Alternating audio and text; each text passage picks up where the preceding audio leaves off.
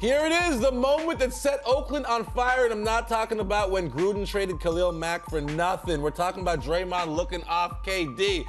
And then he went on to disparage the man, both in the huddle and the locker room, so much so that the general manager and front office of the Warriors decided to suspend Draymond Green. So the question I ask to you, Dan Glavin, is now that we've seen a suspension come out of this, does this indicate to you that this is more than just a case of Draymond being Draymond? Yeah, there's some cracks right now with the Warriors, and I'd be concerned if I was the organization, especially going after history and chasing the three-peat, but knowing what's going to happen at the end of the year when contracts are expiring and long-term future decisions have to be made. And between Durant and Green, there's a lot of hand-wringing and decisions that have to be made there. Draymond did something that went over the line, and it is a problem for them right now. A lot of Warriors apologists are saying, don't worry, this happens in a regular season, blah, blah, blah. You're inside the NBA. Does this happen all the time? Is this nothing to worry about? I don't think it's a big issue. No? You're an apologist. You're saying that they'll get over this. They'll be fine. Now, okay. Fine. They're both competitors. So does this all change the... Steph's still out, right? For another 10 games. Yeah, so does this change the outlook for this season at all? Does it impact championship expectations for the Warriors this year? I don't think so. I think they're still going to win. But I don't, as Dan was saying, I don't know what's going to happen in the offseason. And if Durant doesn't stick around, I think that ruins any chance of a legacy for him if he hops to another team now after this. Why? Why? Because he's running from things.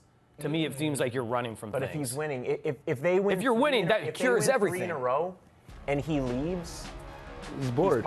He's part of a team that won 3 in a row. But why not try and win a 4th? Well, I would agree with that. But that doesn't mean that if he leaves to go somewhere else that he's running. But if he goes to somewhere else and they don't win with him, that's where I think it gets hurt. Now, Randy said something that was interesting to me. He's got 3. You said this is nothing, but you also said you think KD might leave. Now, they're hoping to keep KD. So doesn't this play into that? Like, they're not going to wash their hands of Kevin Durant. They're still going to make a case in free agency. Try to keep him. Doesn't this play into that? Is that why everyone's got his back? I know I'm putting you on the spot. I know you're friends. I think the problem is Randy's friends with too many people.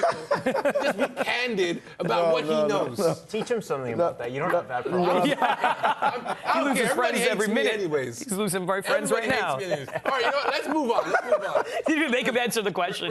Randy's like, bro, why you put me on the spot? Okay. How about here? Let me throw something else at you. Okay. I don't know. I hope you're not close with Carmelo Anthony. All right? No. Okay, cool. All right. Why is Houston deciding to cut ties with Carmelo so early in the process?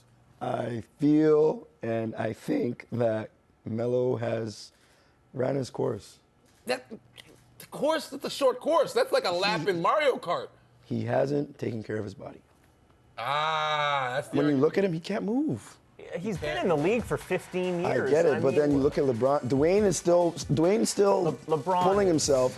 Sorry, they're in the same class. Vince. Dwayne's still pulling himself. Vince is at 41. Devin Harris. And we all know Vince, when he was here, did time. not do anything to take care of his body. Devin Harris is still playing basketball. I don't even know who that is. Point guard for the Dallas. Yeah, but you look at Carmelo compared to Vince. I mean, you would still get a bit more production out of Carmelo, but on a championship level team, he's getting in the way. He doesn't play any defense. Houston plays run and gun. They have to guard. They already lost their 2 best defensive players. And now you throw Carmelo Anthony in there, and he just wants to get his. He doesn't really shoot threes at a high percentage. He doesn't run and gun, and he doesn't play D. So I guess you would say the game has passed him by. I think.